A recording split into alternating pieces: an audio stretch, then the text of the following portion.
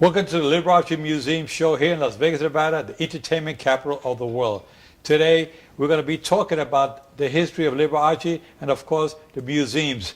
We're talking about the Liberace Garage, and we're talking about here where we are right now, the Trilla Villa House, where you got to come see this. This is unbelievable. And we have our chairman, Jonathan Warren, who can talk to us about everything that's going on at the Liberace Museum. Jonathan? Thanks, Joe. Good to be here. Thank you very much. Excited tell to us a little bit about the tours that we have. I know we had some shows already, what's going on here. Well, a lot of viewers out there want to know exactly, step by step, when they come into Las Vegas, get off that plane, check into the hotel rooms. They want to know what they're going to do here besides gambling and going to the nightclubs. Isn't that the truth? You know, people always talk about, what's the real culture and history of Las Vegas? You know, right. they come here and they're often looking for vintage Vegas, as you know. Sin City. And, and they're looking for that old. They see the Rat Pack on the movie. You know, they want to go find what's going on. Where's that? And they have a hard time finding it. You know, they wind up with a bunch of nightclubs and souvenir cups. That's not exactly the culture of Las Vegas, right? So you got to look a little deeper. And if you do that, then you can find us and others things that will expose you to the real culture of Las Vegas. Liberace Museum is certainly one of them. Liberace, of course, is the personification of Las Vegas culture. He came here as a pioneer of Las Vegas in 1944. He was one of the first acts on the Las Vegas Strip. We're talking before Bugsy Siegel, before the Flamingo Hotel. Liberace was playing the Strip, so he definitely takes you back there, and you can see what he left behind because he knew people would want to see it. He made sure it was all together, so you'd be able to check it out, and you can see it all. You can book it all online at LiberaceMuseum.com. Before you ever get to Las Vegas. So by the time you get off of that plane, you're already booked and ready to go, and you know what's happening. But we provide some private tours that are pretty sought after, and some other things too for the people who just want to get a taste. So exactly. So now the tourists get here to Vegas. It is beautiful, the Sin City, and they say, gee, they got fights, they got the boxing events, they got the nightclub, they got the shows, they got everything in Vegas. But again, he was outside of the Strip. I mean, we're not on the Strip. Right. We're about 20 miles from the Strip. And they go on this tour. They either go to Red Rock, or they go to the Grand Canyon, or the helicopter. But right. They want to see the history behind it. I mean, Liberace, if he would have been around today, he'd probably be running for governor. I mean, that's how popular he was in those days. And he's still popular. He's been gone many years, but he still is talked about every day, some way, the music or these entertainers out there. How many times do they mention Liberace at these records? It's hundreds of times in lyrics of music. That's a good point. He's the most, they call that name checking in the music business, when they name somebody in the lyrics of a song. Right. It's kind of a way they pay tribute. And Liberace's the most name-checked artist since he died.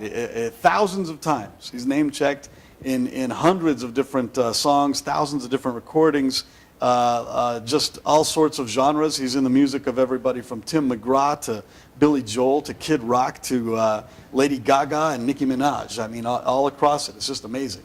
Yeah, especially on the Joe Cortez show as well. That's right.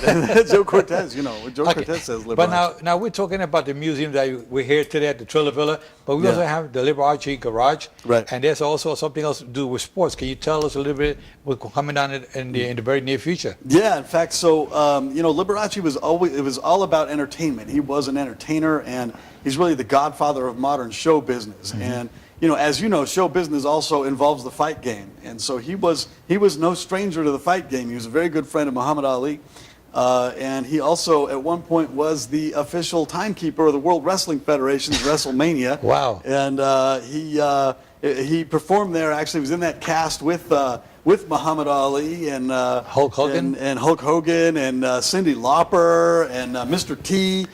They were all in that cast, and it's quite a funny time. Liberace also brought the Rockettes into the ring. Wow! Can you imagine him coming in with that fur coat, taking off that fur coat, flexing his muscles, and say, "I'm going to take on Hulk Hogan"? Yeah, it's good. It's a good point because Liberace's that guy who brings the cape to the stage. He's the first guy who does that full-length cape to the entertainment stage.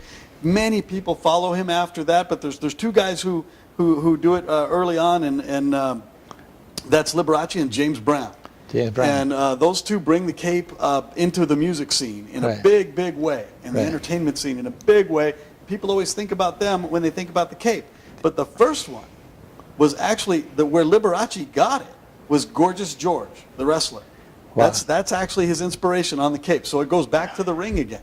Wow. So yeah, in the Liberace Foundation, we have the Liberace venues, which is places where you can have a special event in Las Vegas. One of them, of course, is Thriller Villa, this gorgeous place, which is an incredible mansion in Las Vegas.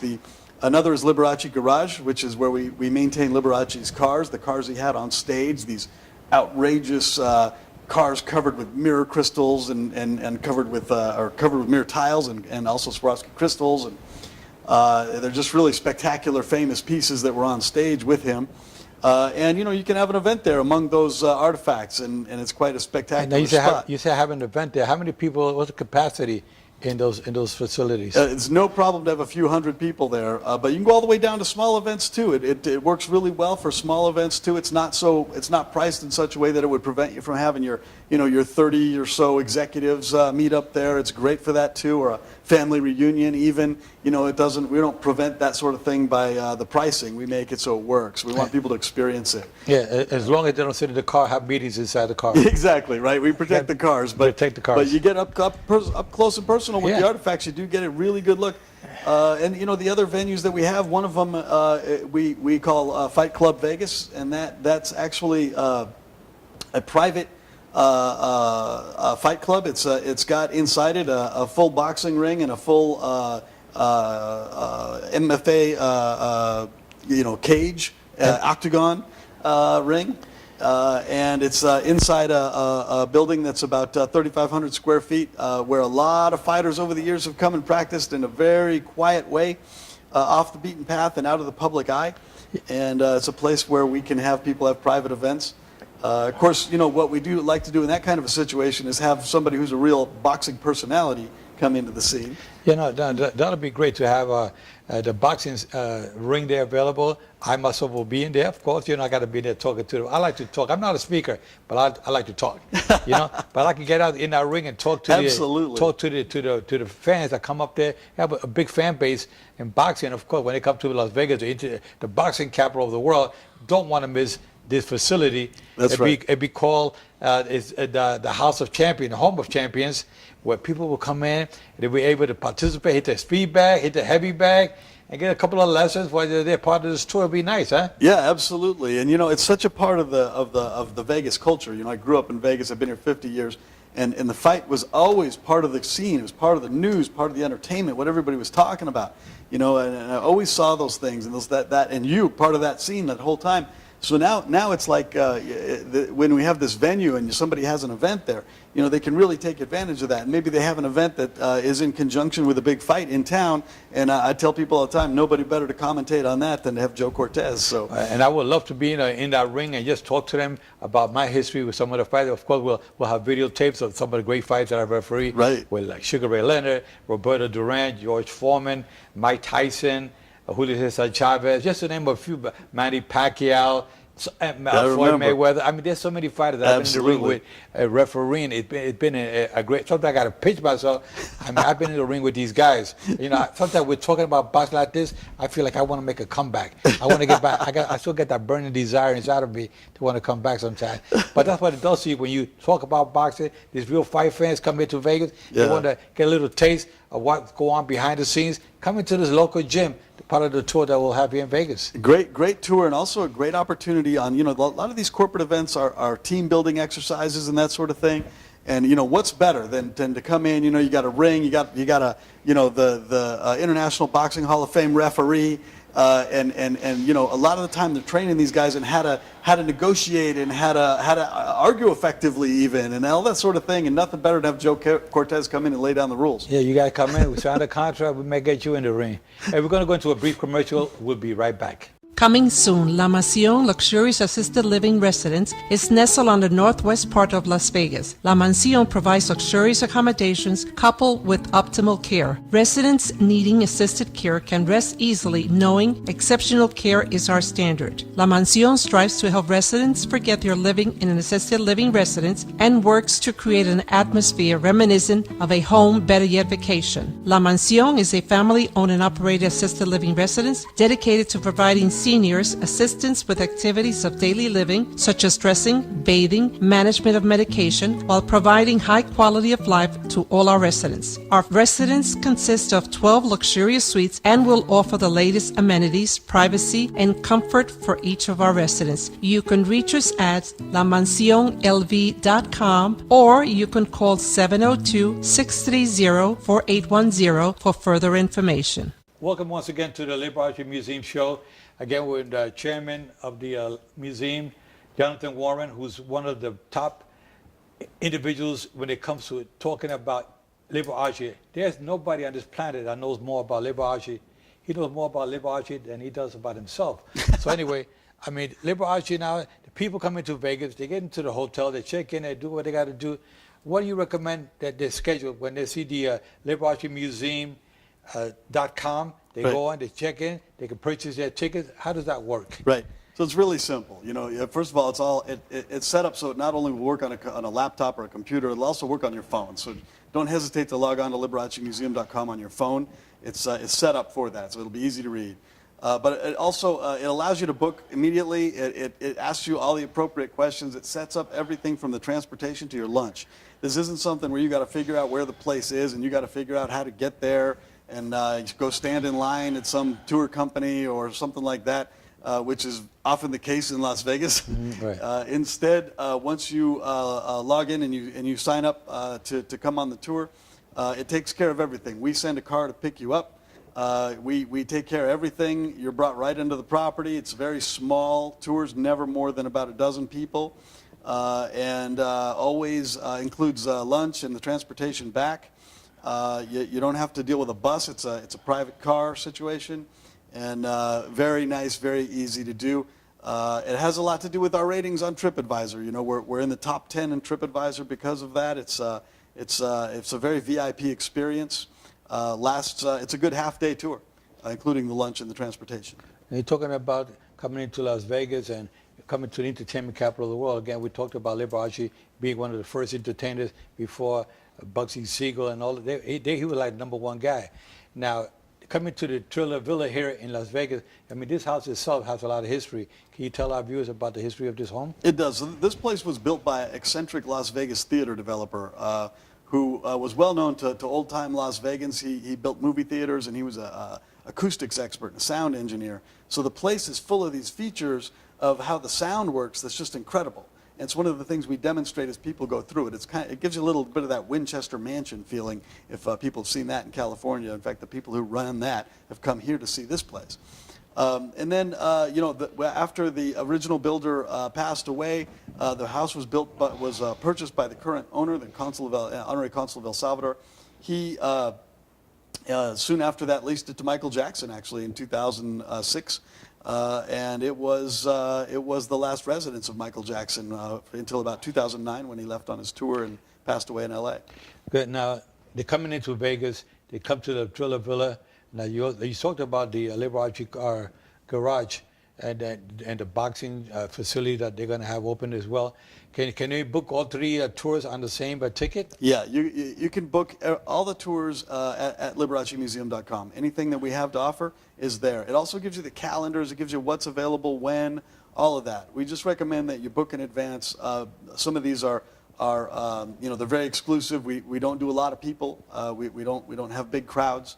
It's certainly more for people who are really curious about that real culture of Las Vegas and have a real intellectual curiosity about these things and want to really get up close and personal and feel it. That's what this is for. It's definitely not for the masses. So it's like a VIP tour for individuals that really, when you come to Las Vegas, you're going to feel like yourself, like you're coming to Vegas. You're like a special VIP. You're not going to be like a regular person, especially when you come to this beautiful location here. You walk into this house here, you may feel like Liberace to some extent. Very much so.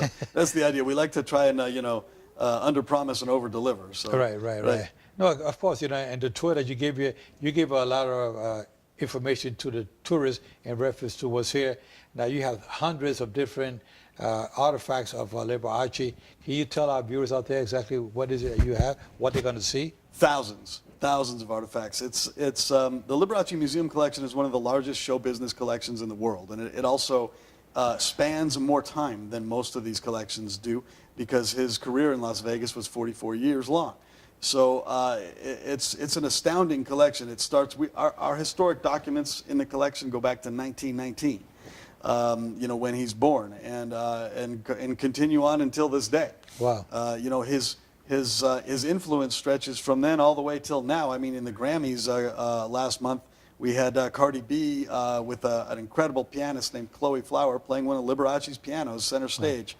That was our piano. We lent them. So this continues on to this day. You see Liberace artifacts everywhere, and we anticipate seeing more and more of them. We just sent 2 costumes off to the Metropolitan Museum of Art in New York for the Met Gala, actually. They'll be there till September 8th, so people can catch those there as well. Okay, now his birthday, 100th birthday is coming up soon now in May.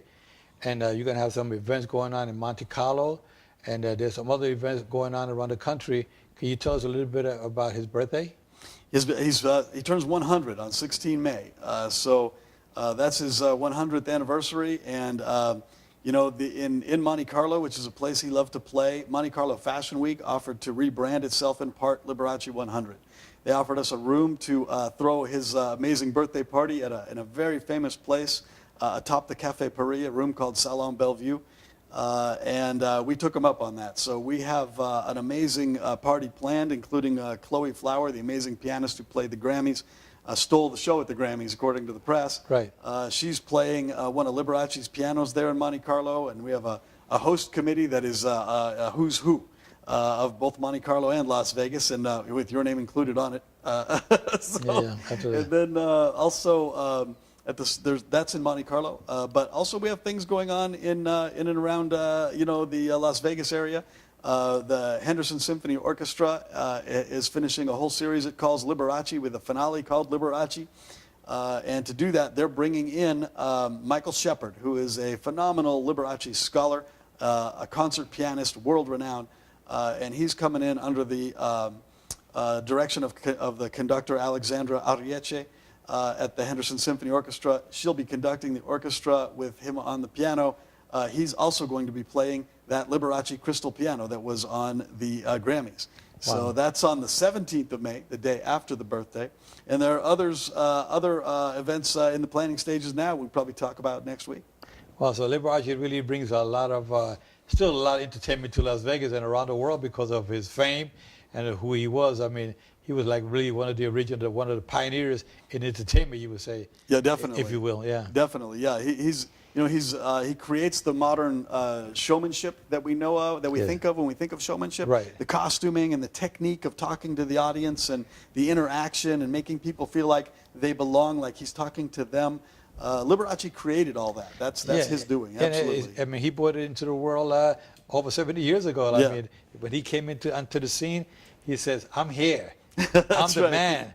He showed all the glitter, all the diamond rings, and all the bling bling, and even then Michael Jackson kind of copied his absolutely. his style. Yeah, no, Liberace was a big influence on Michael Jackson, and he was definitely one of his mentors. They knew each other since Michael was 14, so it's definitely that was definitely the case. Okay, now the Liberace birthday is coming up. There's a lot of talk around the world about Liberace coming in. Now, some of the pianos that are here at the Trilla Villa that the tourists will see here, any of those pianos that ever shipped out, besides, I know you did one for the Grammys, was sent out, any of these pianos go any other part of the world? Yeah, they can go just about anywhere if there's the demand for it. In the case of Monte Carlo, we have a piano going there from Spain, which was a piano made by Liberace for Adnan Khashoggi, who was a good friend of his, who was the richest man in the world at the time. That piano doesn't belong to the Liberace Museum, but it belongs to a friend of ours. It's what we call adjunct collection. And that in those situations, we authenticate those artifacts. This is one of them. And we're borrowing it for that show. Wow. But we have other pianos as well, and they do go various places to be played.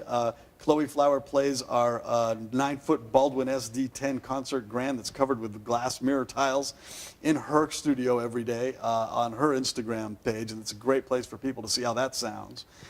She's a phenomenal concert pianist. But we have others, and we have one here we maintain playable as well for people to come and visit Thriller Villa. Well, you heard there's so much information about the Liberace Museum, and we're going to go to a little brief commercial. We'll be right back.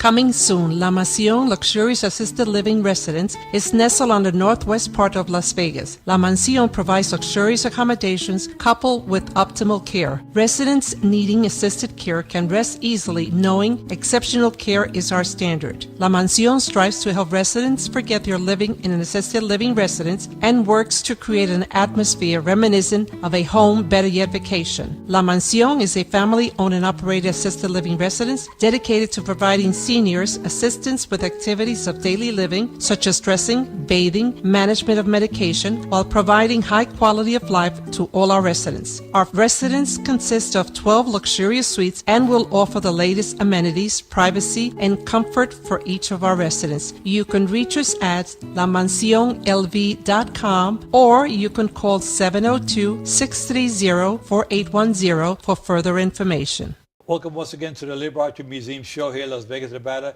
the entertainment capital of the world. And of course, we're going to just, before we wrap it up, I want to talk a little bit about the booking, how you book into to get to the Liberace Museum, the art, here at the Trilla Villa, and of course the Liberace Garage, and of course the boxing facility. Right, right.